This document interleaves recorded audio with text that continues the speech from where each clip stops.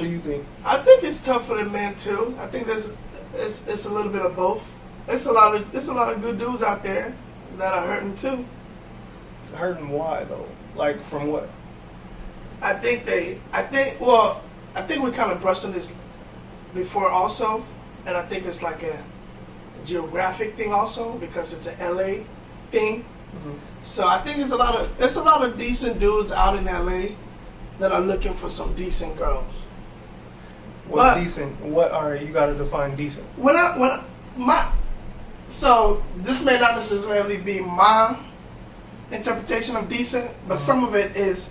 I think decent meaning like some girls that ain't about the so-called LA lifestyle or Hollywood lifestyle, looking for a baller, looking for someone to take care of them. You feel me? Like they're looking for a girl that's driven on her own, that's out here working, doing her own thing, probably got her own place. And as I'm saying these things, the dude has a similar situation. Not no bum that's staying at home expecting a girl that got her shit going on. You feel me? I'm talking about a dude that got his shit going on, and he's looking for a girl with the similar type of drive, attitude, and is doing things for herself, and not looking for a handout, not looking for a baller, not looking for some Hollywood dude just come and drop some. Is it a bad thing for women to look for a baller? Do you think? I don't think so personally. I got my own reasons, but I don't think it's a bad thing. But I feel like not every girl can be in that lane. You feel me? Because there's just some girls that are not well equipped to be in that lane. For example, like if you're a girl that's pretty average looking, you feel me? Like you pretty average. We know what these ballers are doing. Like if you're pretty average looking, and your cooch could be fired, but we ain't gonna know that until we get there. We're looking at what you're working with from right there off the bat when I see you. Oh man, you went to type. I'm just keeping it real. You went to type. Okay. I'm not a baller, but I'm thinking from people I've heard and the type of ballers I've heard speak on shit like this, that's the outlet. Mm-hmm. Nah, and it's not meaning everybody thinks or talks the same way. Right. So don't take it like, oh, not every baller is like that. It's a lot of them fucking with some random looking skanky chicks or whatever. I don't know. I don't necessarily think. I don't think it's a bad thing for a woman to look for a baller. I think at the end of the day, most women want security. You know what I'm saying? So,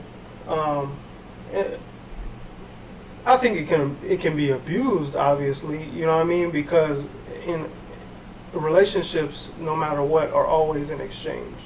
You know what I mean? So, like I watched some girl on some show talking about, she doesn't do anything for her man, and they buy me what I want and this and that. Like that shit right there is not cool. You know what I'm saying? Like abuse. Now you abusing the system. But I'm not a huge. I just don't like. I don't like to put that on women. I think what we need to do is just start looking at the relationship structure differently and realize that, people are coming in to, like, people love talking about unconditional love when it comes to romantic relationships. Everything is that conditional. shit does not exist. No, there's no such thing as unconditional. If you believe in God, then maybe God has that for you. Yeah, but no man has that for you. Now, the unconditional love is the agape, the kind that you have for your brother or your neighbor or whatever, or your child. Yeah, or your child or whatever. And you can even you can weave that into your personality. Like, I see you as I see myself.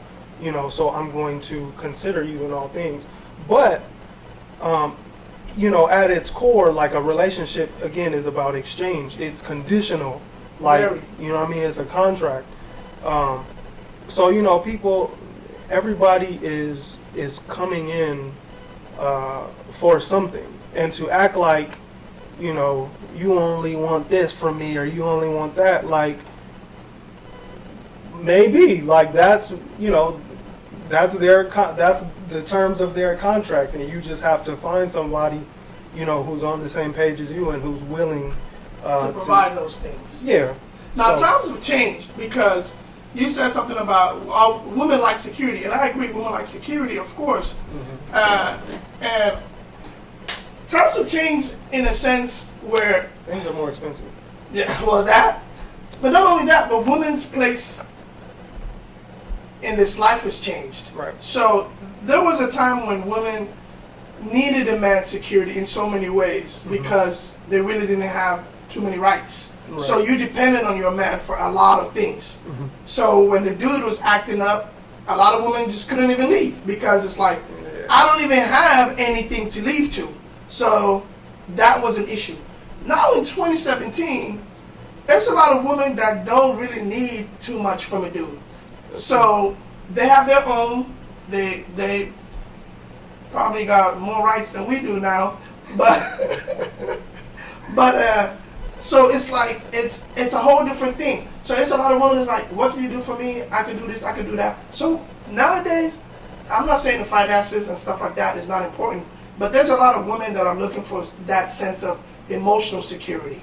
You feel me? Like, I need a dude that's trustworthy, that's loyal, that's going to be there for me emotionally, that's going to be there for me physically, mentally, in all those ways. Because there's a lot of women that are just really doing good when it comes to taking care of themselves. Right. You feel me? So, and again, I don't agree. I don't have any disagreements with women that are looking for just the finances too, because they know what they're doing to want that back. You feel me? Like, if your thing is, I'm gonna give you sex, and you're gonna provide Louis bags, Louis Vuitton, trips to here and there, and plush and fancy things, and then that's what the trade-off is. This shit is so layered. I want to get to that emotional security part thing, but there was something you said before that.